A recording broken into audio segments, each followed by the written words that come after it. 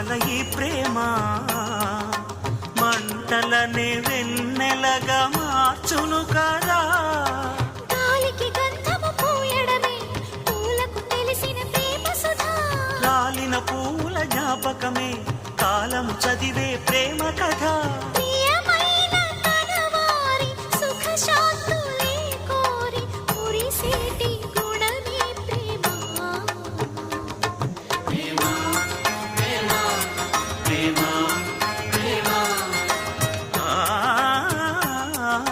హృదయమనే కోవెల తలుపులు తెరిచే తాళం ప్రేమ.